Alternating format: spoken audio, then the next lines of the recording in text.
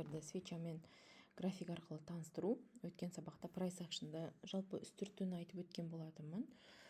Жасыл свеча бұқа свечасы, қызыл свеча аю свечасы, жалпақ мынау тұрған қызыл немесе жасылды денесі деп айтамыз, ал мынау таяқшаларын фитиль деп айтамыз, яғни жүріп өткен іздері. Жасыл свечаның ашылуы астынан және жабылуы үстінен болады. Қызыл свечаның ашылуы үстінен, жабылуы астынан болады. Енді графикке көшетін болса, осы жерде қараңыздар, мысалы мен сіздерге былай көрсетейін. Мына жердегі тұрған үлкен бір қызыл свеча, дәл қазір мен 30 минуттық таймфреймде отырғандықтан, бұл 30 минуттың свечасы. Егер де мен дәл осы свечаны екіге, то есть 15 минутқа ауысып, таймфреймді 15 минутқа ауыстыратын болсам, яғни 15 минуттық таймфреймге ауыстыратын болсам, именно осы свечам менің екі свечаға ауысады. Неге?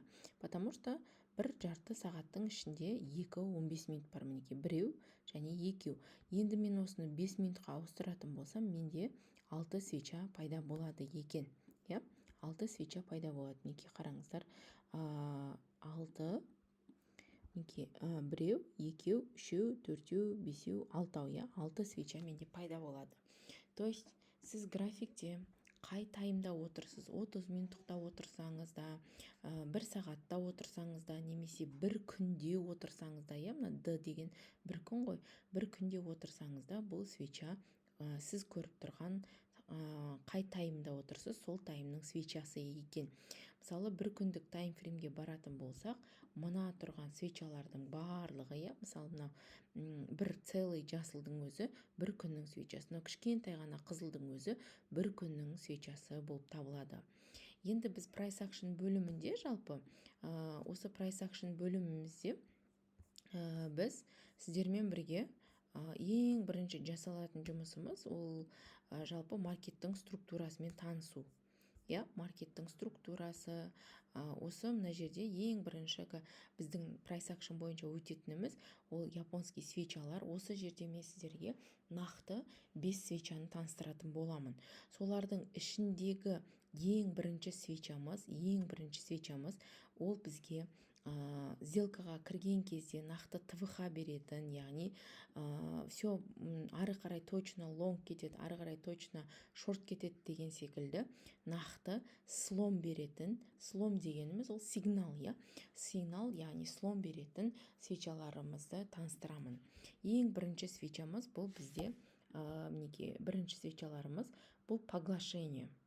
Поглашение ережесін айтатын болсам, сол жақтағы свечаны оң жақтан шыққан екінші свеча келіп, түсі өзгеше, әрине, өзінің денесінен кем дегенде 2 есе жұту. Мысалы, мынау сол жақтағы жасыл свечаны оң жақтан қызыл свеча келіп жұтатын болса, демек келесі свечамыз ары қарай құлайды деген мағынаны білдіреді. Яғни қайталап айтатын болам, ереже жазып аламыз осы жерде. Сол жақтан шыққан жасыл свечаны келіп, оң жақтан шыққан қызыл свеча өзінің денесінен кемі 2 есе болып жұтатын болса, значит, келесі свечаның төменге қарай құлайтындығын білдіреді, Енді қараңыздар, бұл барлығы құлай бере ма? Жоқ, барлығы құлай бермейді. Нақты сигналды беретін ол қалай? Өзінің денесінен 2 есе болу керек, және де осы моментте фителі деп айтамыз ғой, фителі. Осы фительді толық жапқан свеча болу керек. Фительді толығымен жапқан болу керек. Егер де мына толығымен свечаны былайынан жауып тұр ғой, мысалы, қазір біздің случайымызда, мына денесімен өзінің, бірақ 2 есе болып тұр, мысалы, қарасаңыздар, 2 есе өзінің денесінен 2 есе болып жұтып тұр, бірақ мына фительді жаппаса, демек бағаның ары қарай құлайтыны, құламауы ол 2 талай. Сондықтан мына жерде слом бар, яғни слом бар мына жерде. Мына жерде данный момент көріп тұрған фотода слом жоқ, слом деген сигнал, ал дәл қазір көріп тұрғандарыңызда мінекей слом бар. Мына жерге жазып қоям мен, слом бар деп, слом бар. мына жерде слом бар уже, мына свечада слом бар. Яғни бағаның төменге қарайтын кететіні не істеп тұр, бізге сигнал беріп тұр.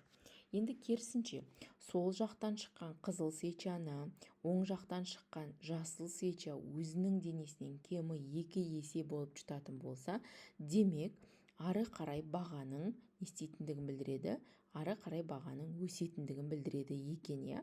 Ары қарай бағаның өсетіндігін. Также бұл жерде де мына фитильді жапқанын қараймыз.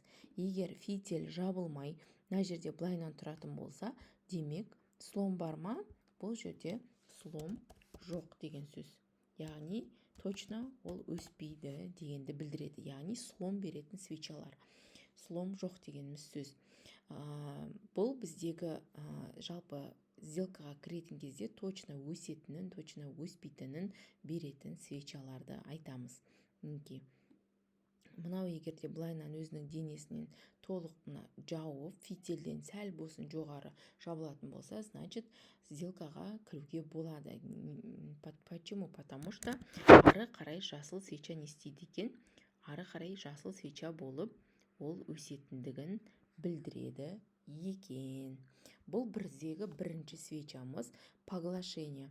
Яғни поглашение, мінекей, поглашениеге қарайтын болса, ережесі міне, қызыл свечаны жасыл свеча денесімен толықтырып жатса, демек баға ары қарай өсетіндігін білдіреді. Керісінше, жасыл свечаны қызыл свеча денесімен жұтса, бағаның құлайтындығын білдіреді. Бұл біздегі ең алғашқы бірінші свечамыз, яғни слом беретін свечамыз поглашение деп аталады. Бұл пока что сіз түсінбеуіңіз мүмкін, пока что сіз енді бастап жатқан болсаңыз, просто сізге кеңес берем, жаттап алыңыз. Себебі алдағы уақытта өте көп кездесетін және біздің кез келген стратегияда қолданатын, бізге берілетін сигнал ретінде қарастыратын боламыз. Сондықтан жасылды міндетті түрде қызыл жұтады, қызылды міндетті түрде жасыл жұтады. Немесе керісінше мынандай болады. Поглашение. Мысалы, керісінше кейде жасыл свеча может быть жасыл свечамыз кей моменттерде де бұл қызылда болып шығуы мүмкін. Қызыл свечада болып шығуы мүмкін. Қызыл свечада болуы мүмкін. Мынандай қызылда болуы мүмкін. Сондықтан бұл жерде жасыл болуы, қызыл болуы түстері маңызды емес. Бұл жерде түстері маңызды емес. Бұл кейде қызылда болуы мүмкін. Мынау керісінше жасыл болуы мүмкін. Бұның да маңызы жоқ. Былайша айтқан кезде, маңызы жоқ. Түстерде маңызы жоқ. Мысалы, мына жерде де кейде қызылдың орнында жасылда болып кездесуі мүмкін. Мінекей. Сол себептен де мен сіздерге осылай фото форматында салып, сақтап қоятын боламын. Мінекей. Мына жерде слом жоқ дегенім, значит, фитильді толтырмады деген сөз. Қайтадан фотоға түсірейін, сіздерге салып қоятын боламын.